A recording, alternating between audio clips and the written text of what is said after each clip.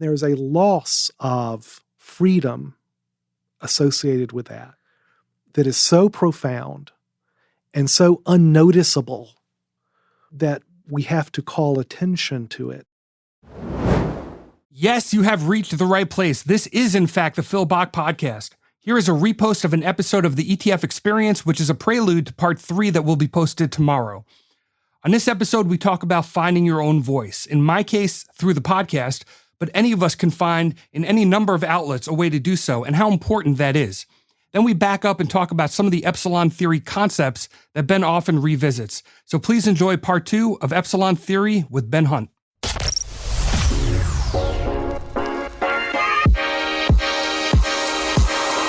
Phil Bach Podcast. Investing, economics, entrepreneurship. Ben is an author, investor, thinker, and this is the second conversation that we've had on this podcast. I'm going to ask you, the listener, to indulge me for a moment. If you haven't heard our first conversation, please pause the episode right here and pull up the episode Epsilon Theory Part 1. It was episode number 47, and we released it on August 19th, 2019.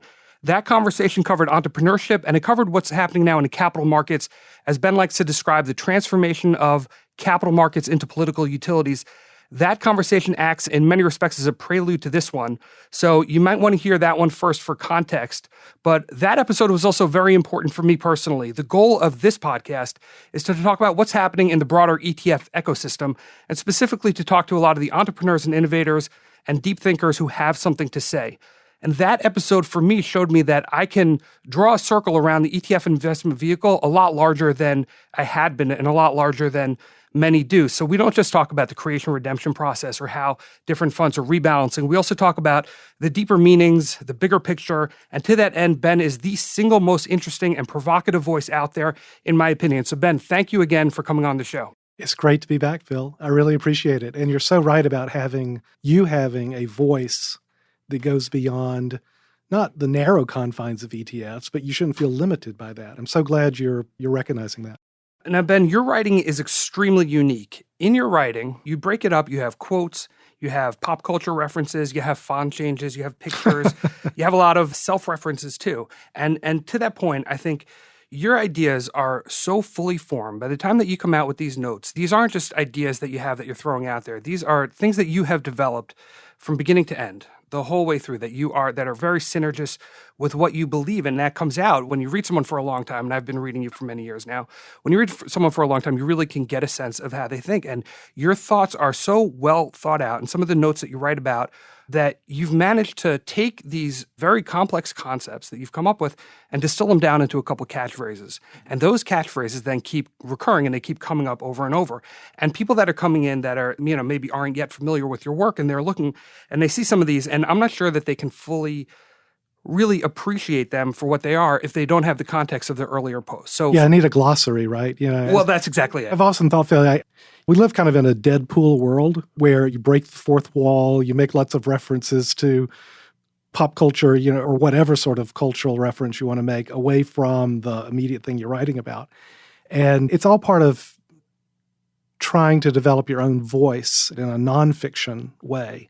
That's why when you were describing earlier about seeing this podcast of yours as a way for you to start developing your voice, that's what always gets me so excited about having these conversations, because the fact of the matter is we've all got something to say.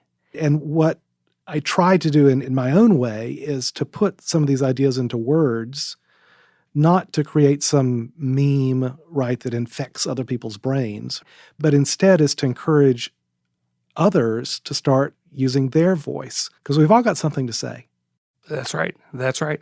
I'm very grateful to have this podcast and this forum as a way to express it. I'd say about a year ago or so, we had done a couple podcast episodes, and I'd also been doing a little bit of writing, was writing a blog. I started writing a couple things for some other places, and I was doing a lot on social, and we were trying to do some deeper, longer form white paper and research type work. And I just hit a point where I said, you know what, I can't do everything. I got to focus. I got to pick my one thing and try to get very good at it.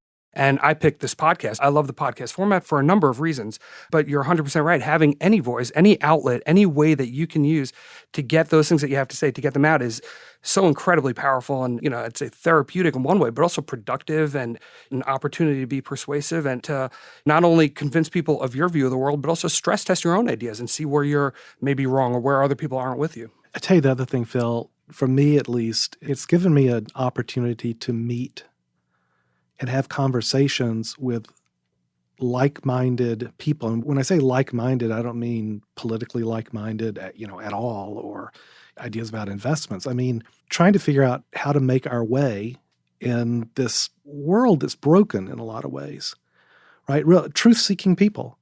And that's what's so hard about the widening gyre, because if you put yourself out there by making a statement about something you think is true about politics or investing or what have you, all too often you put it out there in public and it's used against you.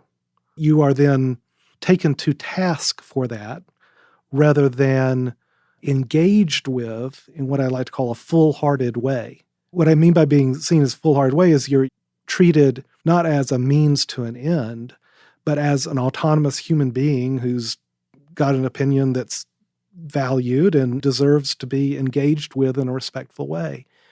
And it's so hard to find communities and other people who you can trust, because it is a matter of trust to have these conversations with.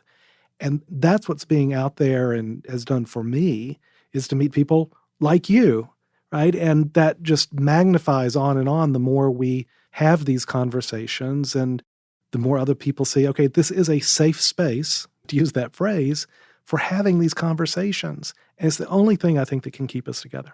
I love that. I think it's beautiful. And you can see it happening in real time, where what started out as a mission to write and to explore the narratives through the narrative machine that you and Rusty and your partners have developed, but really to take it another step and to see, all right, let's clear away the bullshit and take off all the masks, the media narratives and of the zeitgeist and everything else, and let's try to look through the clutter and see what's real and have that honest discussion and build, as you call it, a pack, but build that community of people, of like-minded people. It's been great to be a part of it and to see it develop. You mentioned just before, it's almost like you need a glossary of terms. Yeah. What I want to do on this episode is I want to do that glossary. I want to have a discussion of some of your terms and what do they mean, but not just what do they mean in terms of definition, but what do they mean and what's their origin. And so to that point, let's start here. So the first one I'll say is always go to the funeral. That's a phrase that you have used very often. What does that mean? A lot of my notes that I write about, I try to, I was saying earlier, I try to put it into words, ideas I think that most of us have from time to time, but try to put it into words. And one of the main sources of those words that I use is the farm that I live on, the animals that we have. And when I say we have and we take care of them, that's entirely the royal we. It's my wife and daughters do all the work right at the farm. But one thing that I will tell you from living with animals, and I think anyone who has spent time on a farm or with animals knows, is they're born, they live, and they die. We outlive them. And it is important, I think, to honor our animals in life for sure, and also to honor them in death. And it got me thinking about my own experiences, my father's death and the like, because I get it if you can't make it at a funeral. But I remember with this white-hot nuclear reactor of gratitude and thanks the people who did. Whose funeral was it? My father's funeral. It's not that I don't begrudge at all the people who weren't there. There's not like there's a antipathy or anything. Not at all. I get it. I get it. But there is this white-hot gratitude to the people who did come. A friend of mine gave me that advice, and it's probably the best advice I've ever gotten outside of investing advice, which is always go to the funeral. It's a hassle. It's expensive. You have to take time off. But making that connection with the people who are still alive is unbelievably crucial at forming what I like to call the pack, this community, where our obligations to each other go way beyond seeing each other as means to an end, but you're there for that person who's mourning that loss. And so it's, whether we're talking about our life with animals, our life with other humans, It's making these ties that bind and showing them publicly that is so important. And then when I was writing about this, the notion of a funeral and going to the funeral, it's important in our politics. It's important in our investments. The thing, I'll focus on that last one first about investments. Look, we all have investments that don't work out. Investments have a life cycle as well. They're born, they live, and they die. And we need to have that funeral. We need to acknowledge this moving on, and then we move on to the next great idea we're going to have as an investment. So this notion of always going to the funeral, whether we're talking about politics, and I use the example of the funeral oration around with the assassination of Julius Caesar, whether it's our personal lives with our family and our pets and our animals, whether it's our public lives with our friends and our community, always going to the funeral is such good advice. And when you take it really seriously for what it means to go to a funeral, it really is one of those things that changes the way you see the world, both investing and in our social lives. I remember when my grandmother passed away, my mother telling me about how it's a Jewish funeral and you need to have 10 men to say certain prayers, 10 men together. And they had 8 and they were asking 2 to stay. And there was one friend of my parents who's a partner at a very prestigious law firm, a very busy guy. And he was there at the funeral and they were very grateful, clearly had to get to work. And my mother asked him to stay. And he looked at her and he said, instead of saying, well, fine, okay, but I'm really, she told me this story as a way to be gracious. And when somebody asked you, she had to ask him. And he could tell that she had to ask him. And he said, kind of stopped. He said, yes, absolutely, I'll stay. And he stayed. And it's kind of a similar concept to show that gratitude and to do it in a graceful way and to do it. I think part of what you wrote about as well with the funeral is that the person that you're there for has passed away. They can't return a favor, but you're still showing your respect in that way. And it makes you yourself a more complete, better person. It's a duty we owe to ourselves, to our community, to our pack. Once you start living this way, think about how impactful that was, right? For your mother to tell you that story and hand that story down, how impactful it was. These are the kind of ways that we can change lives, our own and others, in ways we don't even know, and in ways that go down literally for generations. It's a really simple thing, and it's, like I say, it's easy to forget, and God knows I've failed at going to funerals as often as I've succeeded because life gets in the way and it's expensive or something's got to get done at work and all like that. But boy, making that effort is one of the most powerful things we can do. Another thing that you talk about very often is the nudging oligarchy. Okay. Yeah, I love this one. I absolutely love it. But what does that mean exactly? I mean, the word nudge and pairing that with the nudging oligarchy. Well, so that phrase, the nudge, that was the title of Dick Thaler's book. So Dick Thaler, the economist, recently won the Nobel Prize around economics. He wrote the book Nudge with Cass Sunstein. And the notion of the nudge is the idea that to change people's behavior, yes, you can use your fist. You can, if you're the government, you can stomp on them with a boot or hit them with a billy club. Yes, you will get behavior changing if that's the way you go about it. But the idea of the nudge is, well, wouldn't it be just the most effective is if you set up what Thaler and Sunstein call a choice architecture so that people believe they are making the right choice, that they are behaving in the way that you want them to behave out of what they think is their own free will, right? Rather than fining them or hitting them or punishing them to get them to change their behavior. And I would tell you, it's something that an advertising guy like in Mad Men understands all too well. How do you get somebody to buy I love this Mad Men, I know all these episodes. So in Mad Men, they're trying to describe, well, how do we sell this slide projector? And it's a wheel of slides. And Don Draper's famous line is, well, it's not a wheel, it's a carousel. Because that word carousel evokes memories, the merry-go-round that we rode as a child. And so it's not a wheel, it's a carousel. And our choice of words with advertising changes our behavior. We say, yeah, I want to buy that. I want to buy the carousel, where we'd never buy the wheel. Mob bosses understand it. So in the original Godfather, where Vito says he's going to make the movie producer an offer he can't refuse, that's when he cuts the head of the horse, puts it in the bed with him. An offer you can't refuse, that's a nudge. It's Hobson's choice, where, in the best example of Hobson's choice is what Ford said about the Model T, where customers you can have any color car you want, so long as it's black.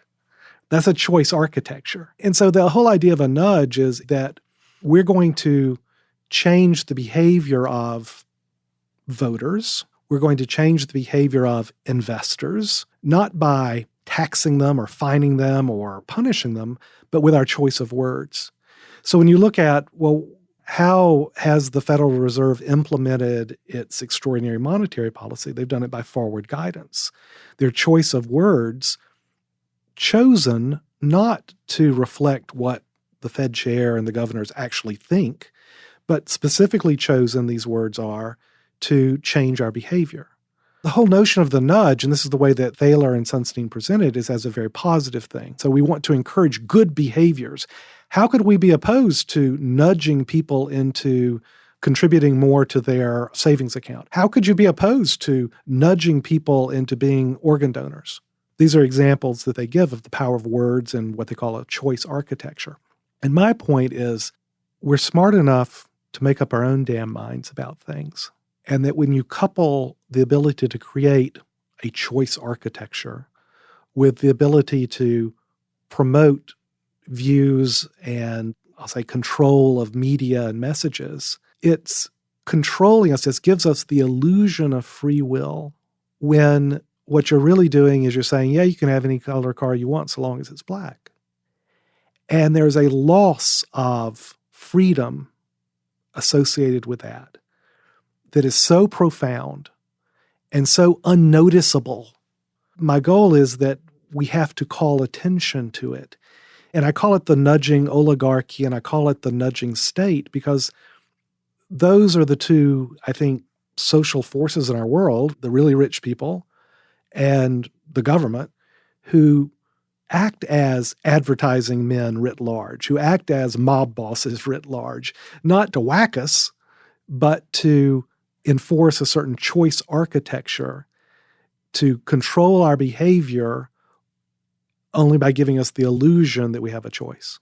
I remember reading the book Nudge when it came out, Yeah. and I thought it was great. I didn't consider, and certainly it came through in the book, now looking back, that there was no consideration given for that this would be used in any other way other than good. Right. And right. I don't doubt that every time you talk about the nudging oligarchy, that it is well-intentioned, but well-intentioned and good are not the same thing. And I think that's a lot of what you talk about, that there might not be some dark, evil plan here to push people in certain directions and to push the capital markets in certain directions, but there are unintended consequences that the nudgers themselves may not be aware of.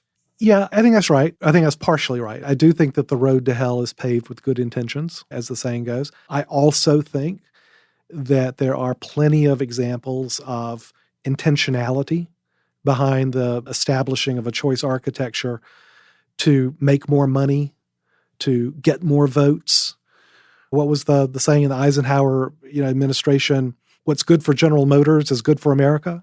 I think there are plenty of people in big business who think that's true, who forgive themselves for manipulating, and I don't use that word lightly, that is the word, for manipulating our choice architecture by saying this, oh, well, yes, it's good for me and my company, but that's good for all of us.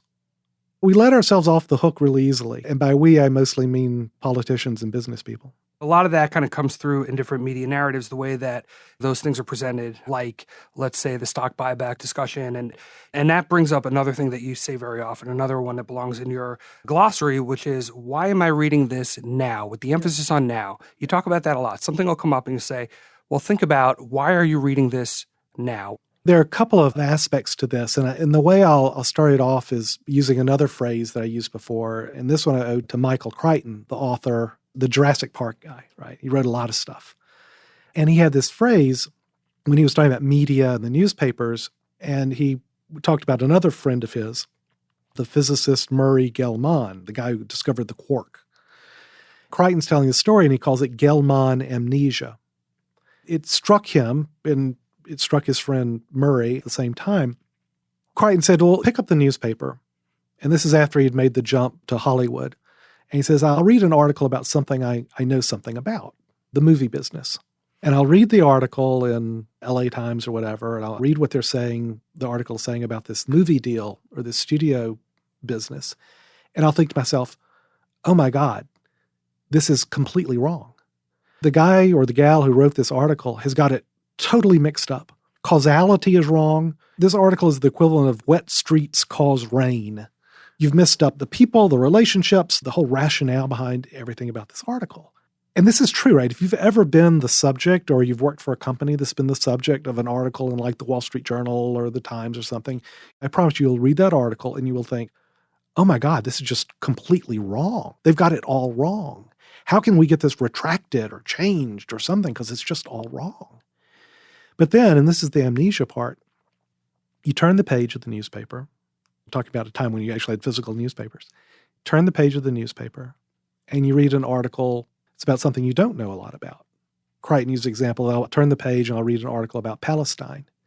I'll read that article in the newspaper and I'll go, huh, that's interesting. We immediately forget that the article that was just written, that we just read, that was about something we know very well, was totally bollocks. And yet we turn the page and we are prepared to suspend our disbelief. We're prepared to embrace whatever this article is saying about something we don't know a lot about. You know, again, that's what Crichton called this Gell-Mann amnesia. When I've tried to think about that, and certainly I fall prey to this all the time, I found that it's not a cure, but the only treatment for it is that whenever I'm reading an article, particularly about something that I don't know much about, I think to myself, wait a second, I remember articles I have known a lot about, I wasn't quite right. And my question then is, well, someone made the decision to print this article today, to write about this now. And sometimes I get it. There's a tragedy, there's an event in the world, there's going to be an article about that. But if it's not kind of obvious, kind of why is this article being written right now, I find that the best way to start thinking critically about what we read is to ask yourself that question. Why am I reading this now? Why did the author choose today and the editor choose today to publish this article? Is there an argument or a point of view embedded within the article that is, for whatever reasons, important for this publication to get out today and now? That to me is what I think we can all do. We're in this giant poker game and we're being played. We're being played. But the important thing is not to say, oh, I'm going to move off the grid and go someplace where I'm not going to get played by people. Great, go move off the grid and next thing you're the Unabomber. We have to be in the world. We have to stay in the world, but we don't have to be of the world. And what I mean by that is that we don't have to believe everything we read in our heart of hearts, that we can think critically about what we consume in terms of information and asking that simple question, why am I reading this now? I found to be such an effective tool to help me see, read, and think more critically about the world. I've certainly experienced that, what you describe as turning the page and you look at the next article and you're like, oh, okay, fine. Sure. And all that skepticism. It vanishes. Yeah. I mean, well, so like Michael Lewis is probably my favorite author, like a lot of people in this industry. When he wrote the book Flash Boys, I was at the time deep into market structure. I was working for the exchange. I was working with high-frequency traders and on different market maker programs. And there was a lot in there that I thought was complete swing and a miss. Bollocks. Right. And sure enough, when his next book comes out, I'm like, oh, I knew Michael Lewis. Fucking all that goes out the window. Yeah, so... See, the thing is, Phil, we're hardwired to do this. This is part and parcel of what it means to be a social animal. And it's not something, well, frankly, it's a very powerful thing. I think it's a big reason that we've been able to, for better or for worse, to dominate the globe as a species. It's because we are this sort of social animal and we are hardwired here. It's just important for each of us as autonomous free-thinking human beings to recognize that we're hardwired that way and try to come up with these kind of hacks like, why am I reading this now? To try to not be taken. Another one that you talk about in the kind of realm of narratives is narrative missionaries. Define that for us. What is a missionary in that context, and what is their importance?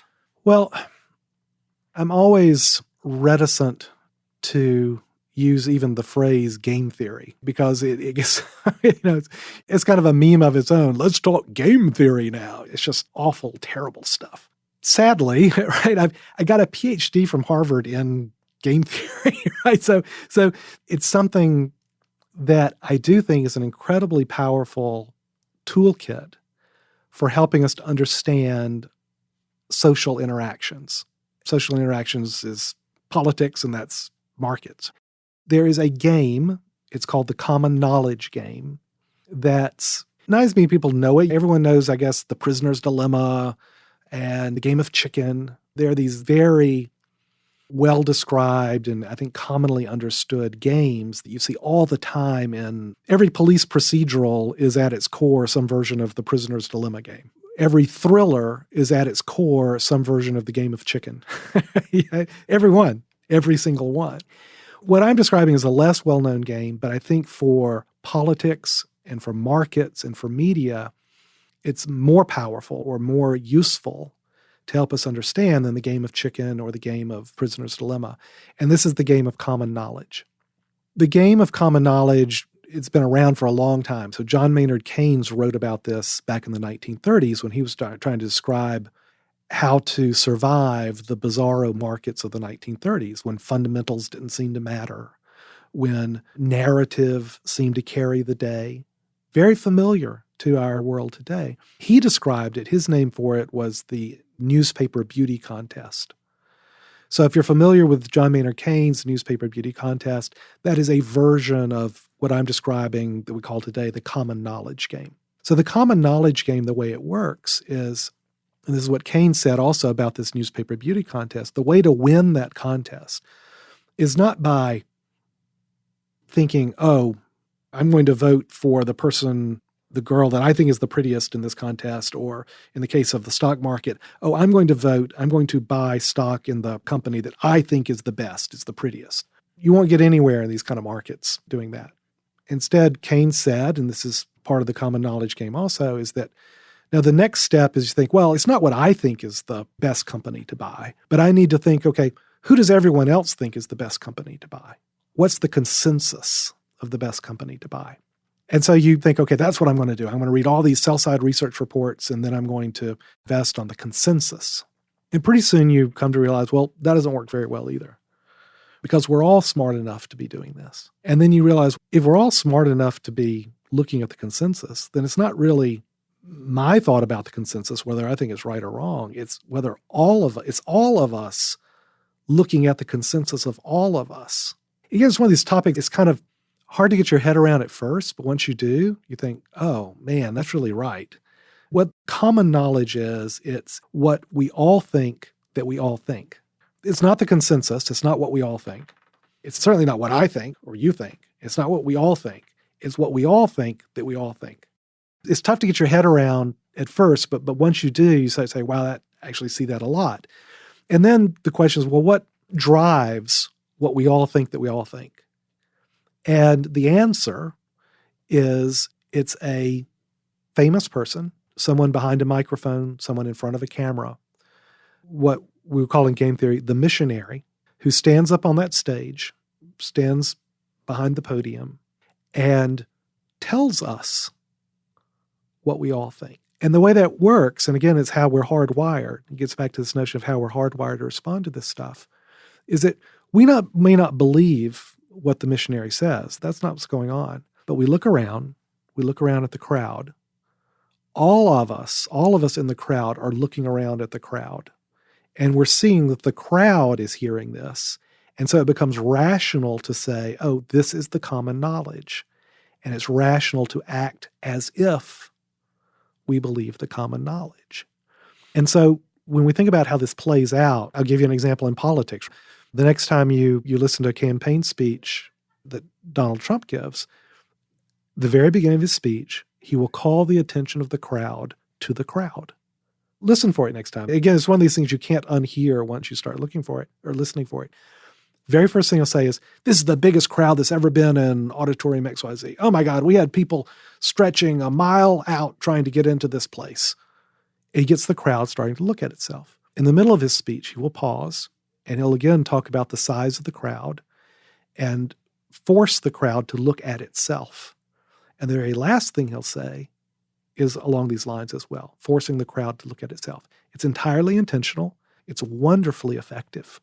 And what I want to suggest to you is that the same thing happens, not just in a Donald Trump political rally, but when we, you, me, when any of us, when the crowd tries to figure out, well, what did the Fed just do at FOMC meeting? We all wait for the press conference for Jay Powell to get behind the podium and to tell us what we all think about that.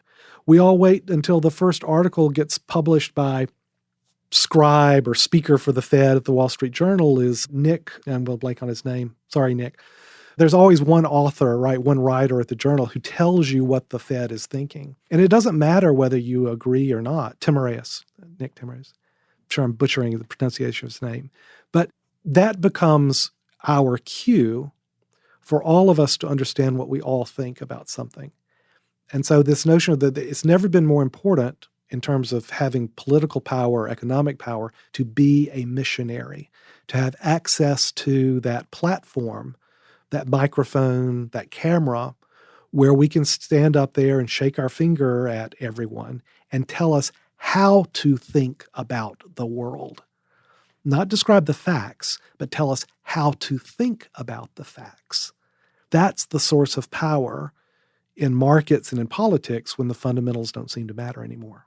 And that's a hard thing to do because you need the platform, you need the audience. It's very rare. And you need to be the kind of person that can create without being led, create your own narrative, create your own direction with your finger on the pulse, not leading too far, so you're too far off, but leading people slowly, which is something that Donald Trump has been able to do, which is something that a lot of other missionaries in that context have been able to do. It's certainly not an easy thing or something to be taken lightly, but when you look at your narrative machine that you've built and that you use at Epsilon Theory, are you able to, so all of a sudden, let's say people start talking about MMT, or all of a sudden people start talking about universal basic income or immigration, which is the same policies for 10 years, all of a sudden becomes a major issue in 2016 around the Donald Trump election. Are you able to look back through that narrative machine and see who are the people that really were able to bring this topic out to the forefront? Who are the people that were those first people to really talk about it? And it's not coincidental that these become a bigger and bigger part of the zeitgeist. There are certain people who are pushing certain narratives, as we've talked about. Is that something that the narrative machine that you've developed can help with? Oh, absolutely. Because it's not just the strength of personality of that missionary. Everyone who's on TV or everyone who's publishing an article is a missionary of some sort.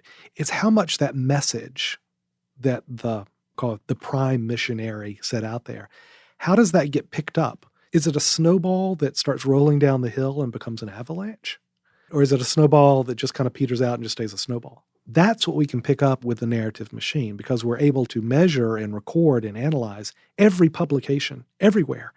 And then this is just the power of incredible computer processing power that's available at anyone's fingertips today, as how it's really revolutionized what we call natural language processing. It's just the sheer processing power. But you're able to then visualize and measure and see, today, 10 snowballs started down a hill. Which ones start to get larger and larger? Which ones peter out? Which ones split into two?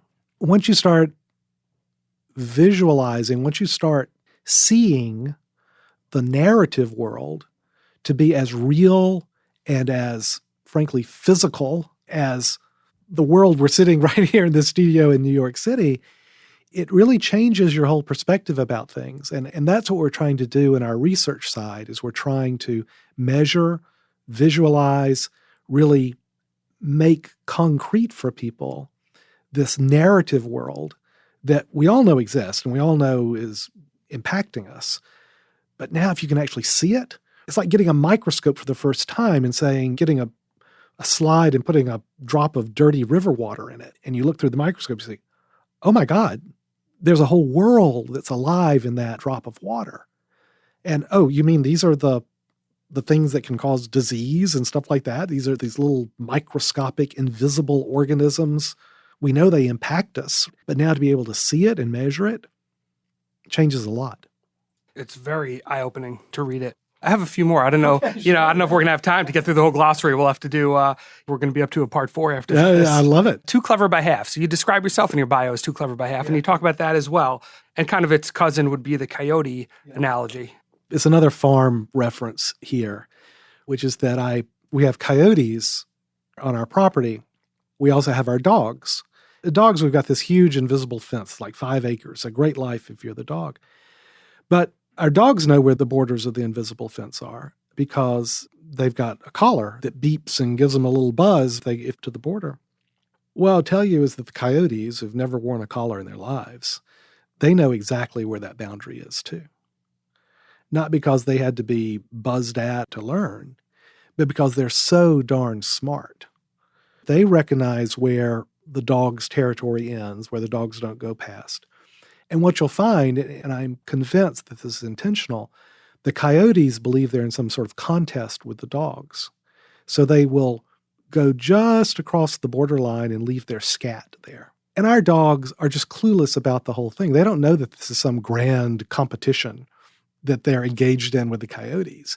For the coyotes, it's like, yes, I got him now, and the dogs could care less, and I could care less. You see this so often with coyotes who are being in our kind of exurb area. They come into contact with humans. And in any of those interactions between coyotes and humans, the coyotes are always much smarter and they're always dominant.